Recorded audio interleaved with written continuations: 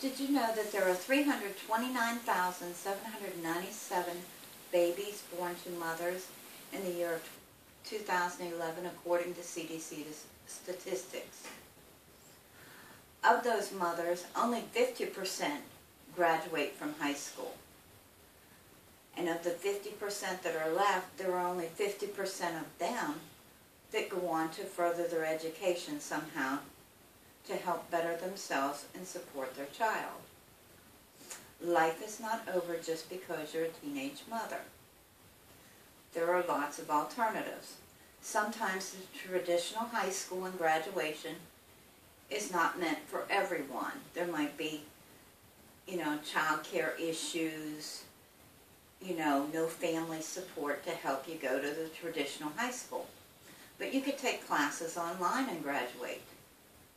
If you drop out of high school, you can go pursue your GED. Once you obtain your GED, there's other things that you can do. You can take that and go on to places like ECPI University, or other schools will accept that GED in place of that high school diploma. I can give you two examples from my own family. My daughter dropped out of high school when she was younger. It took her 17 years before she went back, but she completed her GED and is gainfully employed. My granddaughter just dropped out of high school after having her baby, and she's going to take her GED on April 13th, and as soon as she's done, she'll be enrolled in ECPI in the same class as I am. It all takes the love and support of the family to stand behind them, to encourage them, to help them with the child, to show them they're not a failure. There are things out there for them. They can succeed in life and take care of their child without having to rely on everyone else. It just takes their determination and will to do it. And they can strive for things that are better for themselves and for their babies.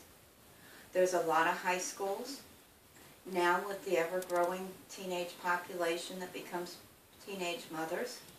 There's a lot of the high schools that have programs where the teenage mothers meet once a month.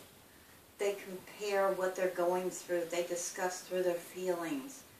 They talk about what's out there for them, what's best for them, what they can do to better themselves, to make them self-sufficient so they can take care of and support their child on their own. But without the support of family and friends, those teenage mothers will never succeed. It's too hard in the world to do it on your own.